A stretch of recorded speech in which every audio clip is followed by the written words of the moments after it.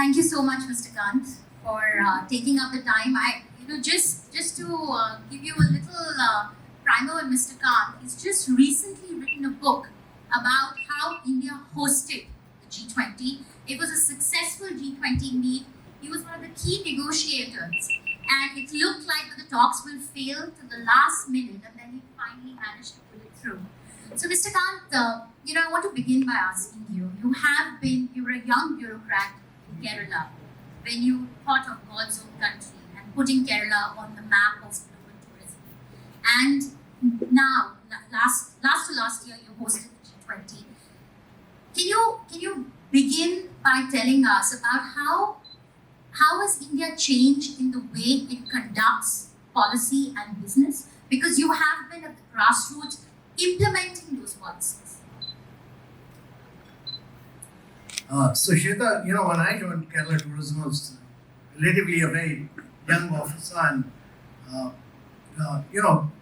it was becoming Secretary Tourism was actually a punishment posting for me. I fought with the government of that day, and nobody had heard of Kerala at that time. And so they posted. Everybody used to travel to Rajasthan or Kashmir, so they posted me to tourism, a posting which nobody wanted to go to, and I used that opportunity to differentiate Kerala from the rest of the world. I went, discovered the backwaters of Kerala, the houseboats which not a single nail is used, and went back to the roots of Kerala, discovered Ayurveda, went back to the traditional cultural art forms, the martial art forms, and the traditional Kerala architecture, and that really redefined Kerala. And it was later termed as one of the 10 exotic paradises of the world.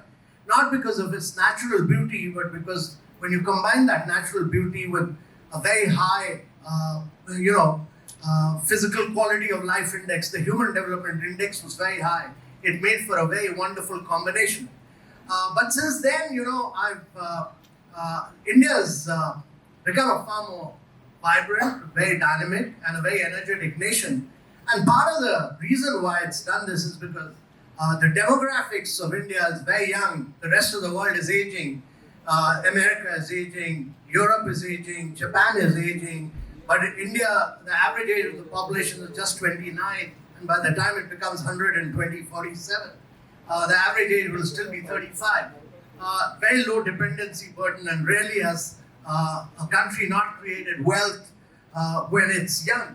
But the other big thing which I've seen is a tremendous amount of dynamism in young entrepreneurs. So when we launched the Startup India movement in 2016, there were just about 250 odd startups in India. Today you have about 150,000 startups, you have 150 plus unicorns in India, and they've really disrupted every single sector of India in a very remarkable manner. And these are the people who are bringing, the energy of India is very, very vibrant through the young people of India. And that is really transformational.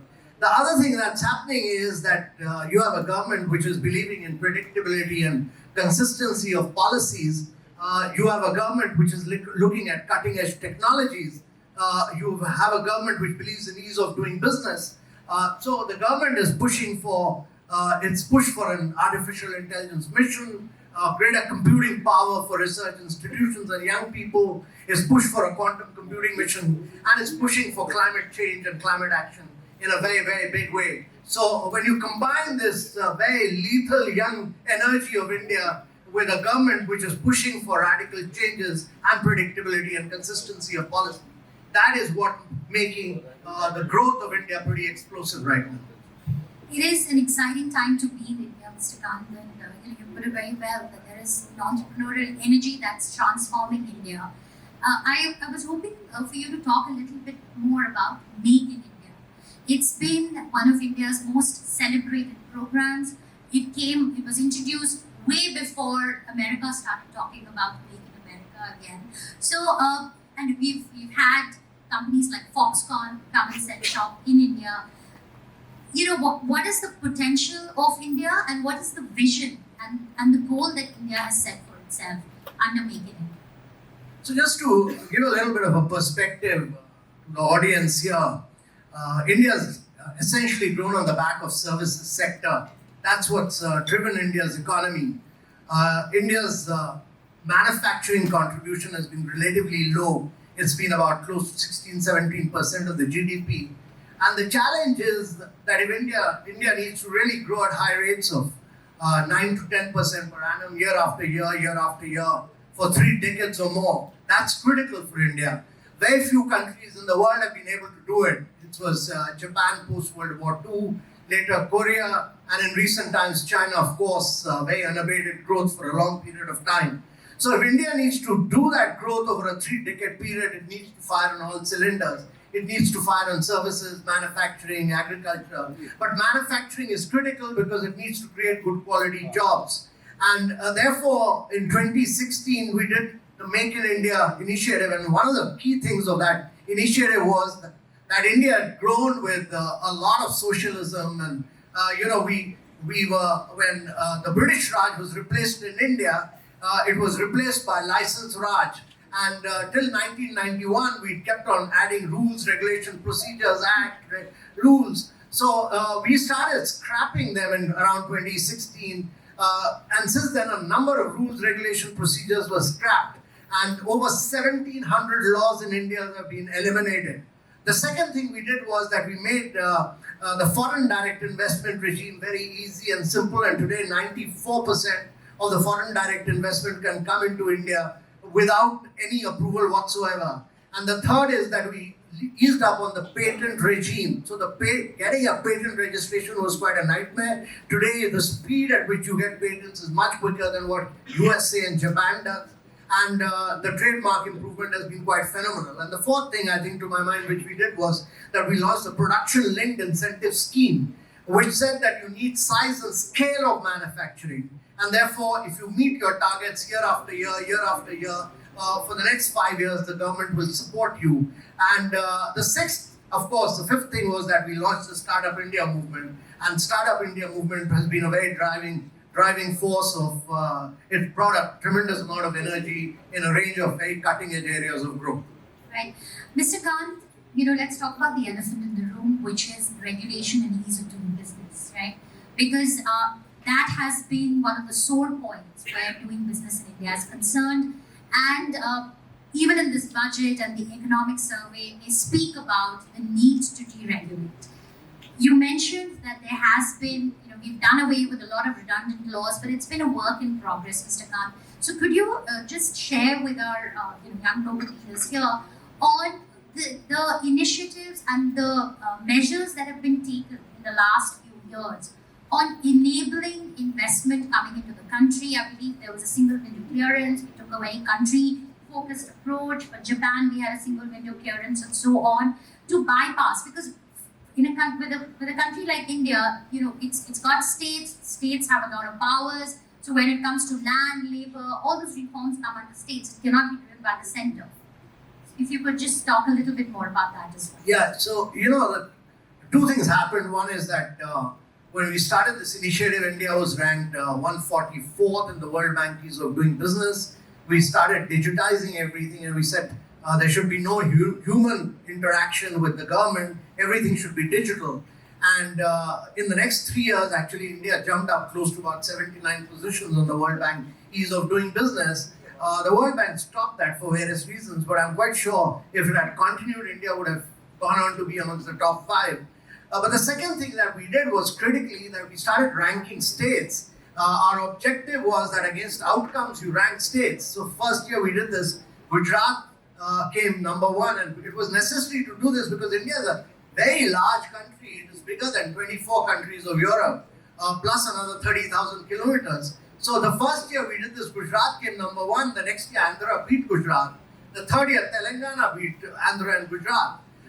So we were actually putting the data out in public domain. We were naming and shaming the states. Every chief minister, every officer became accountable.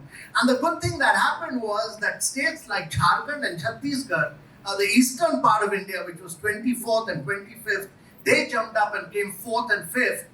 These are the mineral-rich states of India. And if they start doing well, if they start growing at 10%, 11%, then India really grows consistently over a long period of time. But, I'm a great believer that India just needs to scrap in large scale all these regulations which were put up when India was a socialistically growing, advancing country. Now the central government has done this. States need to do this. They need to really push for free enterprise in a very big way. The larger states like Gujarat, Maharashtra, Tamil Nadu, all have done it and they've been able to attract a lot of investment. The eastern part of India needs to do this in a much more vigorous and much more action-oriented manner. And this needs to be done with vigor and energy in a very big way. And I think the labor laws, which have been passed by the parliament, now the states have passed them, they need to be actually implemented now. Let's talk about the future, Mr. Kant, future and the present, and the AI challenge, right? Because we've seen China has took everybody by surprise when they announced DeepSeek. We've seen a lot of work that's happened in the US. Shalini mentioned that the budget allocation for the India AI mission has been quite substantial. Having said that, what is the AI landscape looking like for India? What are the sectors where you feel that India will make a lot of progress by integrating AI into how and what they do? So the AI race has just begun and it's wide open.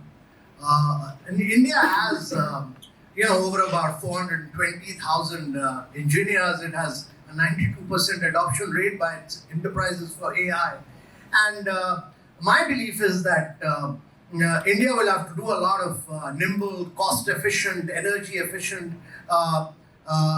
innovation in the days to come. And this will happen because India is putting a lot of computing power in the hands of both research institutions and academic institutions, IIT, etc. And India will have to create a lot of sovereign foundational models on which you can also do application layers.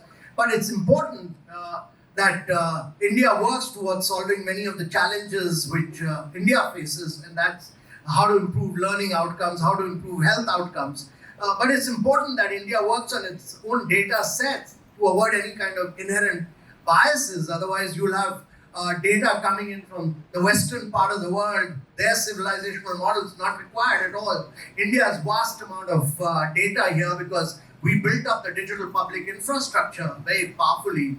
And so a lot of our data and our civilizational strength, that data must be used, and that, to my mind, would be critical. Also, that we'll need to build up multimodal and multi-functional models in due course, because India has a vast number of 22 of regional languages, but a large number of local dialects. So using regional languages will be very critical. But I think the race has just begun, and you'll see a lot of innovation happening in India simply because the tech power of India is very, very enormous. And you'll see a lot of huge innovation in AI happening in India in the coming years. Let's talk about India's digital public infrastructure. It's been our most phenomenal transformation in the way we are transferring subsidies to the end user. We are bypassing a whole host of middlemen that had earlier played the system, to empowering the last man in a remote village with a bank account and the ability to just transact digitally. Mr. Kant, if you could just give us some perspective on that. So, let me put this in a perspective that in the last 3 decades, 2.5 decades, all the tech innovation in the world has happened because of big tech. Shalini is sitting here, it's happened because of, in the western part of the world, it's happened because of Google, it's happened because of Amazon, it's happened because of Meta in the western part of the world. In China, it's happened because of Tencent and Alibaba. And the model India created was a very different model, and that is that 1.4 billion people of India have a digital identity. And during the whole of India has a digital identity which is known as Aadhaar. And between 2015 and 2017, India opened up close to about 550 million bank accounts. 550 million bank accounts means that 55% of the bank accounts in the world were opened in India. Every second bank account was opened in India. And then we linked it up with both the digital identity and we linked it up with the mobile number. And that enabled Indians to do fast payments. We do all our payments on our mobile, on the go. So 50% of the real-time fast payments in the world happen in India, and China is next with about 20%. But as a consequence of this, what happened was that when in 2015 only 18% of the women had a bank account, by end of 2017, 81% of the women in India had a bank account. So it led to financial inclusion. The other thing that happened was, as a consequence of this, many startups like MobiQuick, Pine Lab, etc., they started using the payment history to give credit. And then you had another set of startups like Zerodha, Grow, Upstock, who took stock market to tier 3 cities and rural areas. And therefore, stock market moved and a lot of wealth creation started happening in rural areas of India. And then you had another set of startups like GoDigit and Acco, who started providing insurance on the go to all these rural areas. And when I was a young officer, it used to take me 6 months of paperwork, know your customer, etc. 6 months of work to get an insurance policy. All these guys started doing insurance in 1 minute. So India is the only country where you can do fast payment, credit, stock market transaction, insurance on the go, on the mobile, in from 30 seconds to 1 minute. This doesn't happen anywhere else in the world.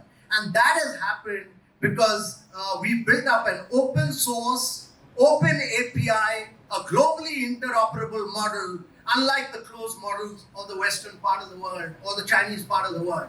And this has enabled, we backed it up with a digital empowerment protection architecture, which said that the data will be owned by the citizens of the country. And therefore, when you do a transaction, the model doesn't allow you to memorize the data. That data is used only for that purpose of transaction. And therefore, India is the only place where PhonePe competes with Google Pay, Paytm competes with Amazon Pay, and therefore you have the benefit of the market, innovation taking place, open source models, and that's why India has driven this in a very, very big way. And the Bank of International Settlement in its study said that India has achieved in 7 years what it would have taken India 50 years to achieve. And the World Bank said that the cost of transaction in India has fallen so radically, it's come down from about $25 to less than 15 cents. And that is why a company like Reliance Jio could actually provide connection to 500 million Indians in less than 10 months' time. And that was the size and scale of the transformation that happened digitally in India. This kind of a technological revolution has never happened in any other part of the world. And this was demonstrated during COVID, because COVID, we could provide 2.2 billion COVID vaccination all digitally, no paperwork. There was just no paperwork. The size and scale was enormous. And secondly, during the COVID period, we could put out money into the hands of women, farmers. 500 million people of India could get money straight without any leakages. In United States of America, they sent checks and about 18% of the checks came back. So that has been the tech revolution of India. Absolutely. Can we get a round of applause for that?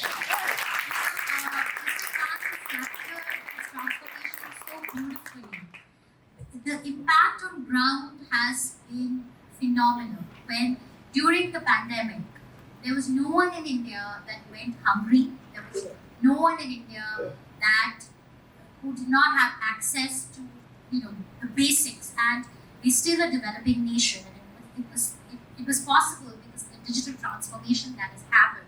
So even if you go to a remote part, even if you decide to go on a hike and you want to be away from any connectivity, be rest assured that you will have a phone connection working, and you will be able to transact or buy anything, buy a cup of chai in a remote hilly town using UPI. And I think that's been one of India's biggest accomplishments in the last few years.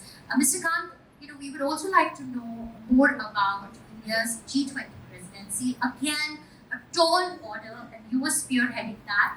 I remember 16 drafts that had failed, and there was no consensus. It was very difficult to get countries on board. There were some nations that were also very miffed with India at that point of time.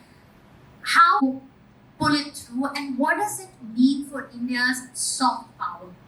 How did that event stamp India's growing soft power in the world? So first is, when India did the G20, it did it very differently. Normally G20s are held in one city. The Prime Minister said that you do it in every state and union territory of India. So we had 230 meetings in every state, and we took this opportunity to project the soft power of India through its culture. Every state's local culture, its cuisine, its one district, one product, its art, craft, everything. So we used that opportunity to project the soft power. But the challenge was that, when we took over the presidency, the geopolitics had radically were very different. When China, Japan, all these countries were growing and expanding, there was a relative period of stability post World War II. When India took over the G20 presidency, and when we are starting this long march of growth of moving from a $4 trillion to a $30 trillion economy, there is a breakdown of geopolitics, and big power conflict is center stage in the heart of Europe. So all of us must know this, that the World War I was fought in Europe, World War II was fought in Europe, and you have a war going on for the last 3 years, more than 3 years. 100,000 people have lost their lives in Russia-Ukraine war. Over 350,000 people have lost their lives in Middle East. So first is that there is a big power conflict. All of us must know this. And the second is that the global supply chains, which were growing and expanding, when these countries were growing, are totally broken down. So you've seen a scenario where Biden imposed 100% duty on electric vehicles from coming in from China, 50% on battery, 25% on steel and aluminum, and Europe has imposed a 45% duty. And their argument is that China is overproducing for the world. It is being supported by the government, and therefore it is producing in excess than what the market requires, and therefore we are going to put duties. And then you have Trump coming in and putting in 25% on Canada, Mexico 10% on China. So complete breakdown of global supply chains. And it's important to point out that when global trade was growing, China was able to lift vast segments of its population above the poverty line. India could lift 250 million people above the poverty line. So trade is a big driver of growth. It's a big driver of lifting people. So when we hosted the G20, we had the conflict of Russia, Ukraine, we had the breakdown of global supply chains, and we had the new forces of production and productivity, artificial intelligence, quantum computing, which can transform lives of citizens, improve production and productivity, but they have the potential to trigger conflicts among societies, and therefore you need international regulation. No single country can do it. You need international regulation. These were the challenges. And multilateralism works when you have to bring a consensus across countries. So bringing a consensus, one country opposes it, the whole multilateralism collapses. And therefore bringing consensus on all key issues confronting the world, all key issues on 88 paras, 112 outcomes between Global South, G7, Russia, China, Saudi Arabia, Turkey, was one hell of a challenging task. So, on one single para, the Russia-Ukraine, we struggled with it. We negotiated for 300 hours. The United Nations had failed. The Security Council had collapsed. The 17th draft, rather than work with G20, we had to cajole, we had to plead, we had to intimidate, we had to threaten. We did everything possible, but we got the consensus finally. And that, to my mind, was the key thing. No other country in the world could have done it other than India to bring consensus amongst all these countries and all key issues of growth and development and on geopolitics. And I believe, Mr. Kant,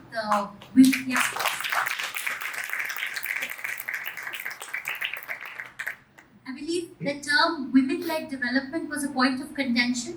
Yeah. There were two countries that did not want that term to be included. No, quite a few countries, not just two. There are many countries who are opposed to women-led.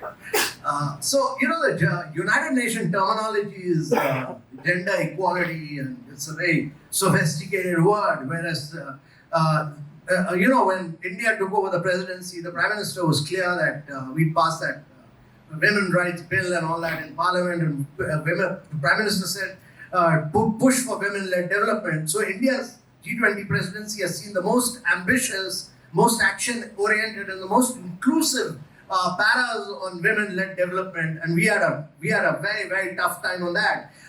More than climate change, more than geopolitics, we had a tougher time on women-led development. But we managed to push it through. And we, not just 2 countries, almost 5 to 6 countries were opposing the terminology of women-led development. So it's quite a male-oriented world I discovered after having been Sherpa with G20. That personally made me feel very proud. That's all I have to say, because the Indian side really pushed hard, and they were negotiating to the nth hour. Also, Mr. Kant, when it came to the G20 presidency, what did you threaten them with? Because you did threaten them too. So, several things. So one is that, when I said take it or lump it, because the leaders had already arrived, it was 16 drafts that failed. The final round, and I said, this is the final draft. I know everybody's red line. I've negotiated 250 rounds with bilateral. I know everybody's red line. And this is the final draft. I've shown it to my leader. And he said that this is a very good draft. And a good thing was that we were negotiating with the Global South. So the Brazilian Sherpa said that he's shown it to Lula. And the South African Sherpa said that he'd shown it to his president. And I just said that take it or leave it. If you don't accept it, it's everybody's responsibility. If you don't accept it, India will walk out of G20. And I went to my room, and as soon as I went to my room, the Russian minister and the Sherpa walked into my room, and they said they want a line saying that this, the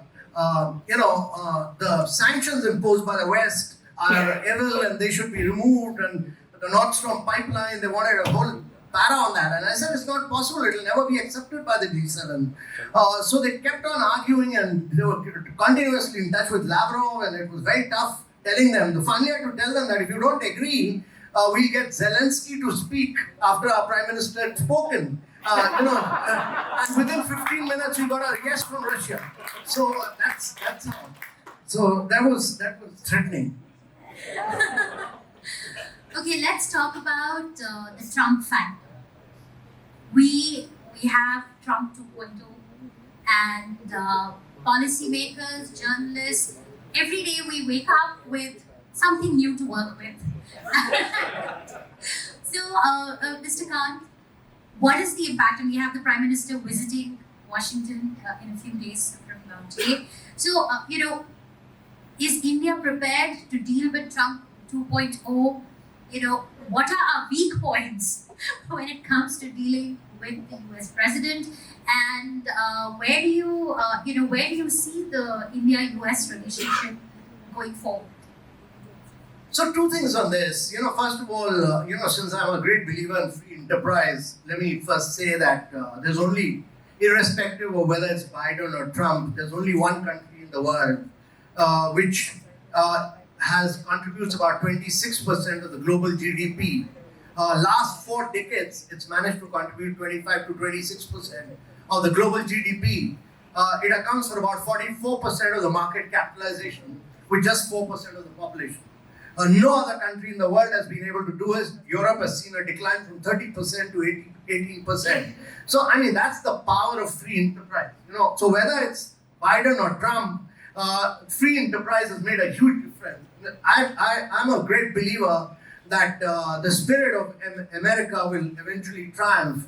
And second thing is that it's important for countries like India to work with. It's also important for us to look at the history and realize that actually Japan, Korea, China, they've all become great powers. They were able to grow because they were able to penetrate the American market. And China has actually grown largely for 3-4 decades, largely because America outsourced all its manufacturing to China. And China was able to do this because it was able to do this in a cost-efficient manner, bringing huge efficiency in size and scale. But so therefore my belief is that India needs to work with the United States of America. India also has several asks from the United Nations, from the United States. For instance, they put this artificial intelligence, the last act of the Biden was to put the AI diffusion rules, which prohibits India from creating the most advanced GPUs. So that has a huge impact on your computing power. Now, you need to work with them on nuclear energy, on small modular reactors, many other areas. So it has to be negotiated. It would require a lot of skillful negotiation with a person who believes in transaction negotiation. So I think it will require all the skills of our diplomats to work out a good working relationship. Fortunately, the PM has very good chemistry with Mr. Trump, so we should be able to strike a good working relationship, which can be a win-win for both United States and India. So tough negotiations, Mr. Kant, going forward, because Mr. Trump will push India to lower tariffs further. And how do you see India navigating that? It's going to be a tightrope walk for India.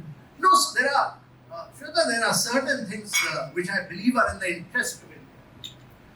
If you want to be a very integral part of the global value chain, you want to manufacture here, you want to do make in India, you must ensure that components and inputs come to India at zero rates.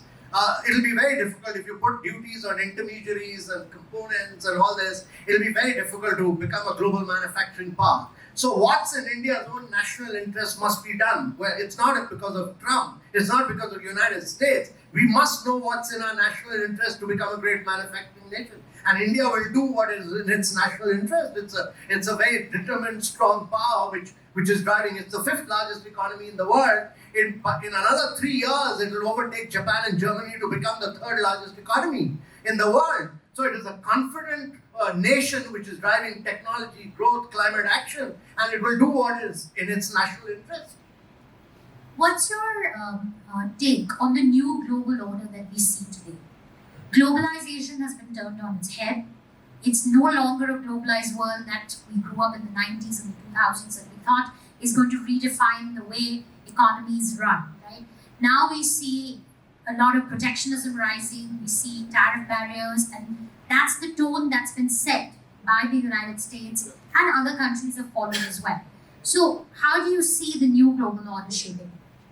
I think it'll be a multipolar world. You'll see a lot of interesting decisions being taken, but I think India will, like we did during the COVID period, we were able to buy Russian oil. If we hadn't bought Russian oil, we would not have been able to process it and provide it to Europe at low cost. So Europe also benefited because of India's ability to process Russian oil. And if we hadn't done it for ourselves, our economy would have been through hit a very huge inflationary rate, and it would have impacted the lives of our citizens. So we should continue to do everything which is in our national interest, and I'm sure other countries will do that as well. Many of these postures which are taken for purposes of transactions, and I think at the end of it all, you will see that the world trade will continue to grow, it will continue to expand, and countries like India must continue to be very energy efficient, cost efficient.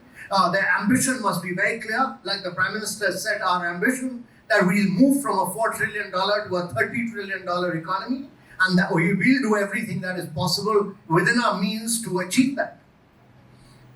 Before I open the floor for audience questions, my last question, Mr. Kant, is on the political dynamics that we are seeing in the country today. We've had Delhi elections where the BJP has come back to power after 27 years. BJP is the ruling party of this country. We had general elections last year, then we had state elections, Maharashtra, Haryana, where again we saw the Modi-run government come back with a majority. So, Mr. Kant, when it comes to the politics, the political certainty, and its implications on the economy, if you could talk to us a little bit about that, in terms of policy certainty, in terms of what this government stands for in the way it wants to grow and build its economy. So, there's a lot of political uncertainty around the world. There's a lack of leadership around the world. I mean, from Europe to across the world. India is the only country where you have a leader who's been in power and authority for the last decade and who's still going very, very strong and who's continuing to win every single election. Secondly, he's a leader who believes in predictability, consistency of policies. He's a leader who believes in ease of doing business. He's a leader who believes in free enterprise. And he's a leader who believes in building infrastructure for the country, and he believes in driving India's growth story and has set a clear vision till 2047 when India becomes 2047. And he's absolutely clear that India needs to accelerate the pace of its GDP, accelerate the pace of its manufacturing, go in for clean, sustainable growth. All that has been clearly spelled out. He continues to have incredible amount of energy. He's bold and risky, and he's builds up a very good team to drive these actions. So I think India is in right now a pretty sweet spot because of a leadership which is dynamic, vibrant, energetic. So this election, the Delhi election, has further reinforced the policy continuity that businesses can expect. Well, I think the Haryana elections, the Maharashtra elections, Delhi elections, all have gone the same way in favor of this government. So what it demonstrates is that the rest of the world leadership is struggling. In the case of India, India continues to grow and transform the world with the same leader, who provides a tremendous amount of vibrancy in a very lively, vibrant democratic setup. So now is the time to push through with some tough reforms, Mr. Kant, which are politically contentious. Well, I think reforms have been pushed every day in India because it's a tough democracy. I mean, 1.4 billion people, so many states, so many union territories. To be able to do this and yet continue to win elections is not an easy job. I mean, it's easy for journalists like you to say this, but but for a politician who has to win elections and elections every 3 months or 4 months in India, it's a very, very tough job. But he's managed to push a lot. I mean, we must realize what's happened in India. We've built up, we brought in structural reforms. We brought in goods and services tax, which is one tax across the economy. We have one grid. No country in the world has one grid across its own economy. Europe doesn't have it. The United States doesn't have one grid, and that's the reason why we've been able to push green power. We brought in an insolvency bankruptcy code, which has brought huge credit discipline. We brought in a real estate regulation act, which has brought massive amount of discipline in the real estate sector, and we lowered the corporate tax, and we've really focused enormously on the ease of doing business in the last few years. So huge structural reforms. But I think it's important to tell you the story of infrastructure, of what has happened in India in the last 7-8 years. You know, India's this leadership, political leadership in India has built 40 million houses for its citizens. 40 million houses is like building a house for every single citizen of Australia. That's more than the population of Australia. And it's provided 120 million people toilets and behavioral change, which is more than the population of Germany. And it has provided 253 million people piped water connection, which is more than the population of Brazil. So the size and scale of what it has done, and in addition to that, it's built 88,000 kilometers of roads and expressways and highways, which is almost 3.5 times more than what the roads which existed in India before this leadership came in. So it's focused on providing houses, toilets, electricity connection, and most important, it has provided 110 million women clean gas connection. Indian women used to make their food and do cooking on firewood. Now they do it all on gas connection. So it's transformed the lives of women in India.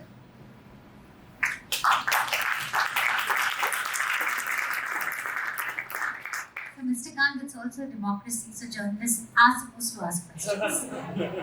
You've grilled me more than the grilling I received when I was being interviewed to get into government service. Okay, my last question is on your outlook for India, the sectors that you're betting on. Well, I've always been a great believer in. I've been very optimistic about India, and the Indian story is quite a phenomenal story because we are the only large country which is $4 trillion economy, which last year grew at 8.2%. The growth has slowed down this year to 6.7%, but we'll bounce back because of the measures we are taking. So we are a large economy which is growing high, but it's important to say that we are the only country which is actually making about 8 airports and close to 3 metros every year. We are the only country which is doing about 30 kilometers of roads and about 13 kilometers of railway line every year. And we've done, though we are not responsible for all the greenhouse gas emission, it's all these the developed part of the world, which has done all this, occupied all the carbon space, we've done 31x of renewable energy in the last 8 years. And we, as I said, do 50% of the real-time fast payments in the world. So we've done a lot of population scale impact. And my belief is that India will continue to use the size and scale of its population to push for green growth, push for sustainability, and push for accelerated transformation of lives of its citizens in the coming years. Well, thank you so much for that, Mr. Kant. With that, I'll open the floor for some audience questions. Yes, please. If you could just introduce yourself and ask your questions. Keep your questions brief. Nick. Mr. Kant, thank you for the time. The energy and the specificity is inspiring. Like you, I'm an optimist, but I wonder about the things that I used to work at Amazon, and we used to talk about the dogs not barking. What could go wrong? And so, if I just may finish, the things that I think about in my head, possibly incorrectly, are what about the state governments that are big and laggards and possibly corrupt, like West Bengal? What do you do about entitlements like water, where people get very activated and it can become a kind of an explosive issue, but suppresses our GDP? And what are the other things that keep you up at night that can take away from this India story that you so effectively communicate? I sleep very soundly. I believe in really having a sound sleep and doing physical exercise next day in the morning. But plenty can go wrong. Can go wrong because one, that India is growing only on 50% of its population. This rate of growth of 8% is being achieved with just 50% of its population. The other 50% of the population actually either wage earners in agriculture sector or are receiving government doles through schemes like Manrega, etc. So the challenge for the government is to convert this 50, which is trying very hard, from passive players in the Indian economy to very active participants in India's economy. And if India has to grow at 9 to 10% over a 3-decade period, India must grow on the back of the other 50%, which has remained passive. But the challenges to Indian economy are, to my mind, 3 critical challenges.